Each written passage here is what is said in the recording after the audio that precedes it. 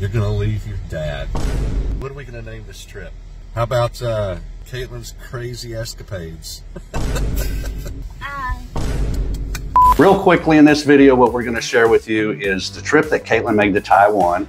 She's gonna talk about the fears she had going there, how she overcome them, the experiences that took place while she was there, the cool things that she found about Taiwan, and one or two not so cool things, and then a ton of pictures and things and videos that she took while she was there. So let's get into it. All right, here we are. I'm Mike Hinderleiter with my daughter, Caitlyn Hinderleiter, here at PowerWash.com and PowerWash University. And Caitlyn has been working with me for several years. She started off in bookkeeping, doing filing, helping with accounting and payroll, all kinds of different projects. And then as she went through college, she ended up with a management degree and a major in marketing, 2 majors. And now she works with us full-time in the marketing department. And just recently, she decided, hey, I want to do some world traveling. She's always talked to me about doing stuff like this since she was young. And she decided, said, Dad, I'm going to go to Taiwan over Thanksgiving. And I went, what? And she said, yep. So tell me what was going through your mind at that time when you made this decision that, hey, I'm going to go to Taiwan. Yeah, I was just thinking, you know, I'm 22 years old. It's a really good time in my life to gain experiences by myself and start being able to do things like an adult, you know. And my dad's done a great job of being there, protecting me and giving me hugs, like he says. But it's my time to explore the world and be able to get out, do things on my own, make my own decisions. I just graduated college, so, you know, can't really do anything when you're in college. You want to study and, you know, make friends and stuff like that, but nothing, you don't have a lot of money to do anything. So now is a really good time for me to grow as a person and see what's out in the world and things for me to do. And like my dad said, I've talked about traveling and exploring since I was really young, and I just felt like this was the perfect time to start doing that. Yeah. And I think it goes along not just as because being an entrepreneur means you're somebody who wants to get out there and do things. And that's how I was always raised. My dad was an entrepreneur, and my grandparents and whatnot, it just kind of travels down in family. But trying to encourage that same mindset with my daughter doesn't always revolve around just running a business. It revolves around experiencing life.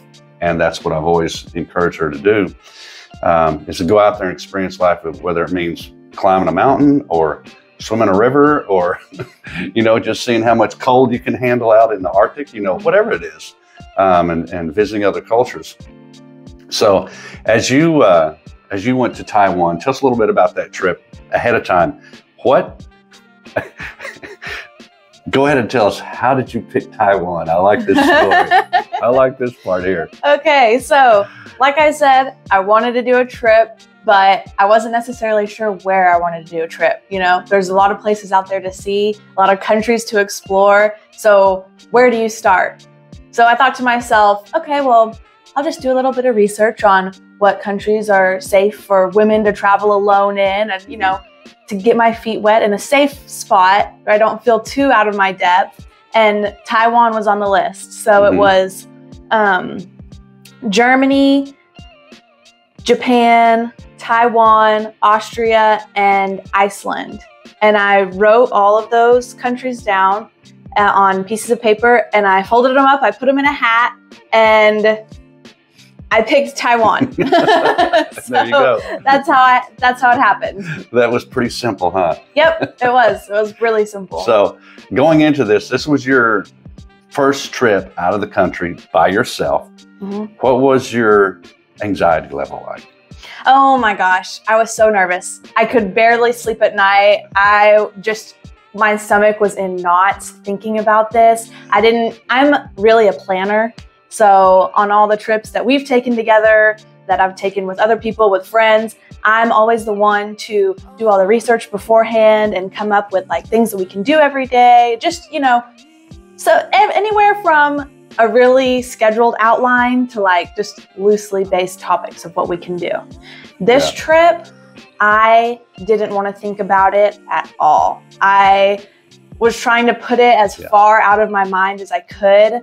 And you came to me like, I think maybe 2 days before and asked me what I was going to be doing. I had no idea. I didn't know what I was doing.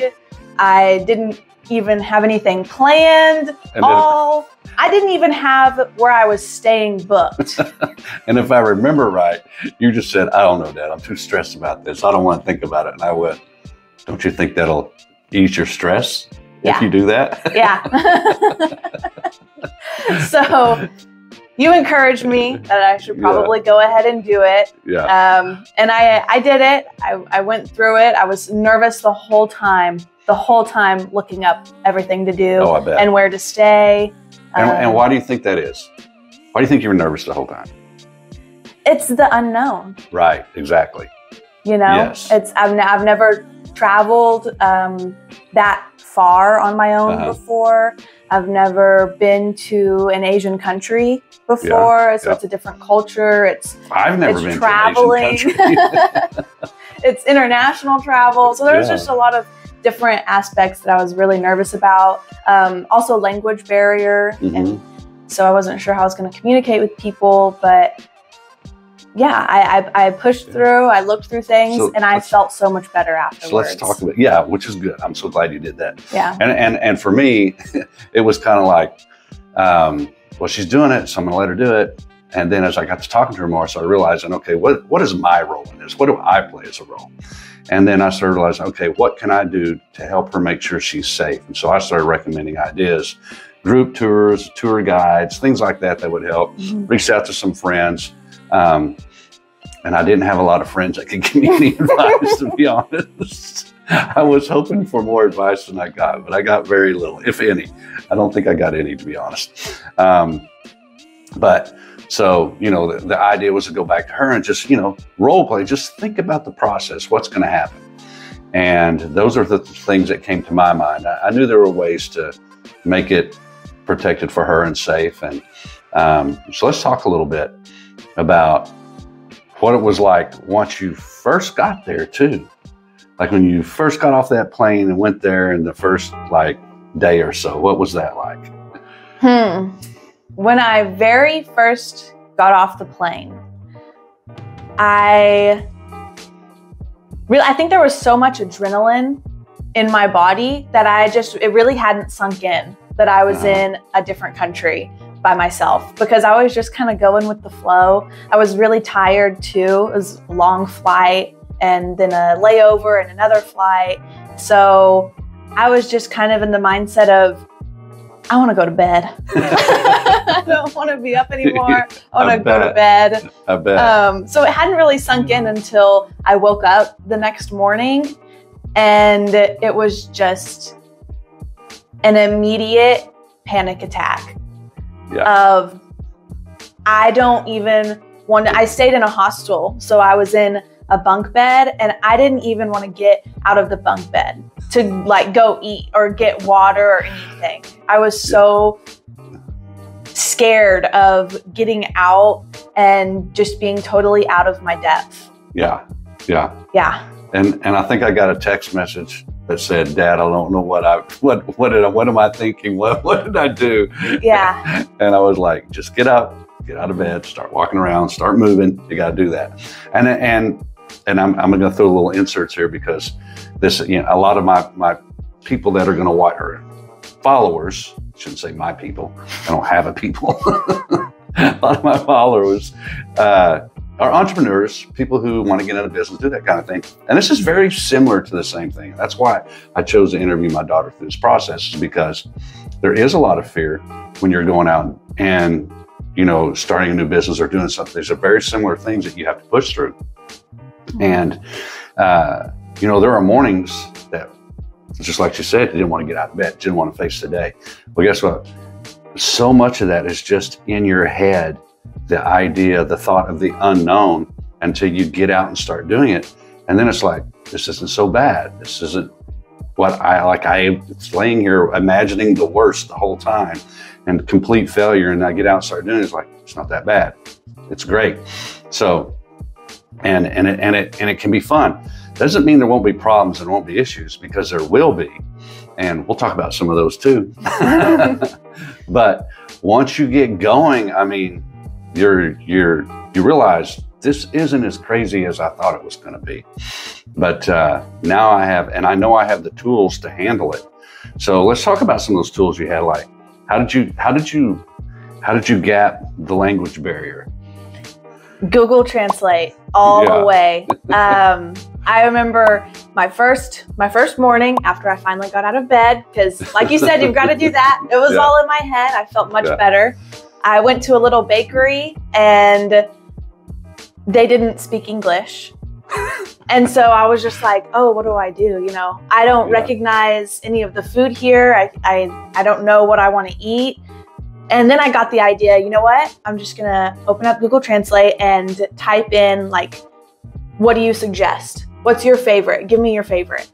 And I showed her, and the lady was so excited by that question. I thought she was going to be like, oh, you know, like, why do I have to give you my favorite? And you don't even, you know, speak my language. What are you doing here? But she was so excited to show me her favorite. And she was just trying to be like, oh, it's good. It's good. Here, have it. And so I tried it, and it was so delicious. And I was so excited that I got to have that little moment of the language barrier, but you still connect with people on an emotional level, even though you can't understand what they're saying. That is so cool. And did you know what you ate? I found out later that it was an egg tart, and it was delicious. Okay, there you go. I would have been wondering myself right from the beginning, but no, that's so cool. I just think that, like, I don't think I would even thought about Google Translate. I would have been pointing and trying to do like eat, like, oh, what is this? You know, stupid hand signals, because I'm so old school. But that's pretty neat, and I think it's cool that you got to experience a different culture and the way they acted towards strangers there compared to how it's like here at times. Yeah. I think you still get both extremes in all cultures. But what you explained was just it sounded so fun and inviting. It was, and very the people friendly. were really nice. Yeah. Everyone that I came into contact with was so friendly and so helpful. I really didn't meet anyone who didn't try to talk to me. That's good. That's good. That's good. Yeah. So tell me some highlights of the trip, some really fun stuff that you did on the trip that's really memorable.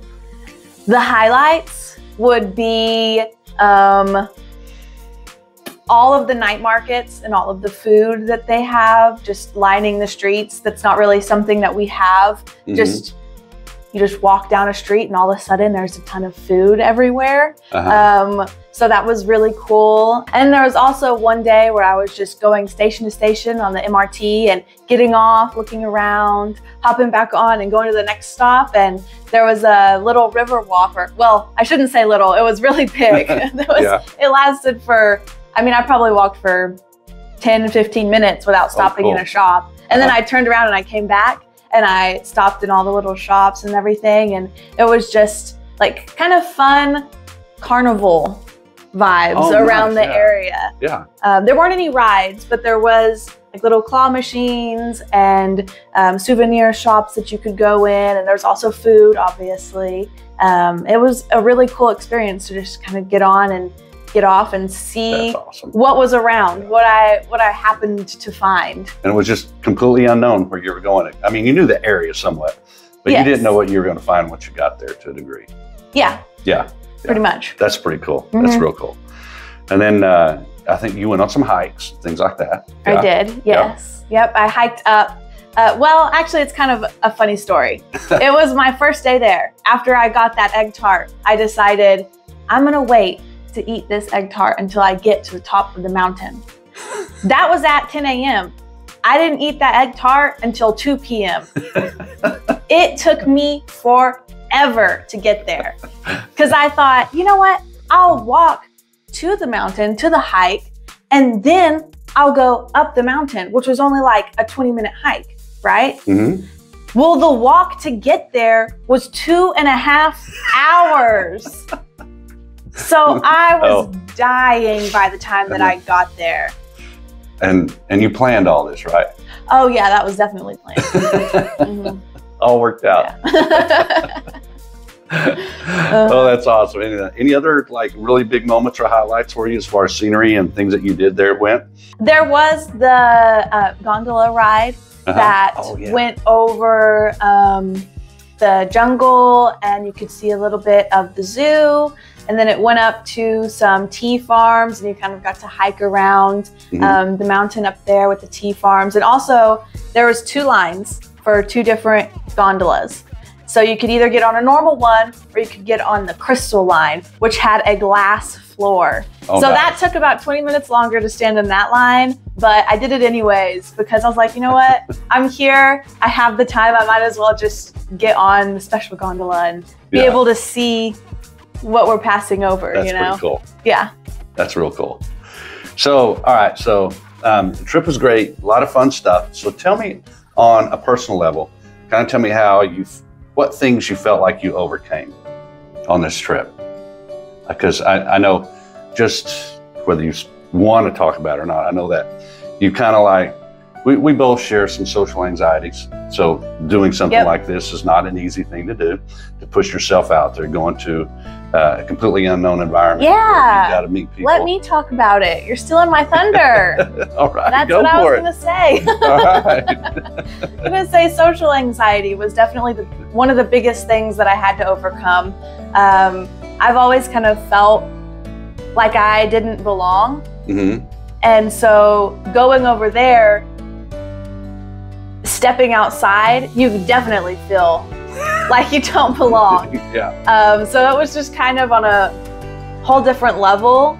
But the thing is that maybe appearance-wise I didn't belong, but I didn't feel any type of judgment from the people around me. Like I didn't belong, or at least, or maybe that was just how I was interpreting it. I just kind of put my blinders on and decided to have a good time. But that was one of the biggest things. Right. Well, thinking so makes it so. So if you're not thinking it, and so how you can manage your mind and your thoughts is super, super important. So I'm really proud of you for that. So, and then how do you think this will affect your future aspirations and things that you want to do? I already know the answer. I definitely want to travel more. I think this was kind of like a little tester, a little toe in the water for how well I can do on my own and how confident I am in myself and my own abilities to be able to navigate the world. And I think you've done a great job of giving me the confidence in myself and raising me to be very independent and a free thinker. And so I definitely want to travel more. Yeah. And I got to say, sometimes that free thinker stuff bites me in the butt because it can come at me pretty good. But it's all logical and all makes sense. So that's good. That's good. All right. Souvenirs, things you brought back or stuff you want to do. I mean, anything, I guess, really, talk about that a little bit, and then I'll have one more question for you. Souvenirs that I brought back. Well, I brought back a couple things for myself. I brought back some clothes. And clothes were really cheap over there, huh? Yes, they are. They make them there, or they're one of the places anyway. Yeah, there's some cheap clothing over there. That's was really good clothing cool. too, not just cheap, and it's very priced really aggressively. Because there's not all the stuff, the cost to get it here to the U.S. Yeah, right. So I got some clothes. I also got some little souvenirs from some of the shops on that river walk that I went to, which were really cool. And just, I got a keychain that is boba milk tea. Oh, because that is where boba tea was created, was in Taiwan. So that's the birthplace. So just some things that remind me of the trip and remind me of what I was able to do and experience and things like that. That's so cool. So what kind of words of encouragement or things would you share with other people? Parents, daughters, sons, family members, people, entrepreneurs, just that want to do something like this, or just any other aspect in life? I think it's really easy to underestimate yourself and the things that we're capable of doing as humans, you know? So if there's something that you want to do, life is really short and you may never get the chance, if you say that you want to do it in the future, to actually do it. So you might as well do it today, or set it up. Yeah, seize the day. Yeah. Set it up to be able to work towards that goal, to work towards whatever it is that you're wanting to do, whether it's a solo trip or starting your own business, being an entrepreneur, asking someone out, anything that you want to do. I mean, you might as well do it, because at the end of the day, you have to think, if you died tomorrow or in a week, would you be happy with the decisions that you made, or the decisions that you were planning to make? Tomorrow never comes, it's not here. So exactly, keep planning for it and do everything you can today to get there. So that's good. That's great advice. Look at this little wise daughter I got here. And as we were going through the presentation here, obviously we put in a lot of pictures and things like that, things that she experienced by then. These are all her photos, things she did. Nothing is going to be pulled or was pulled from the internet or other places, or stock photo. This is all original stuff that Caitlyn did while she was on the trip. And anyway, I hope you enjoyed this, and reach out if you have questions, post in the comments below. Caitlyn will be happy to answer them. And if you have anything for me, I'll be happy to answer those too. So post away, we're here for you.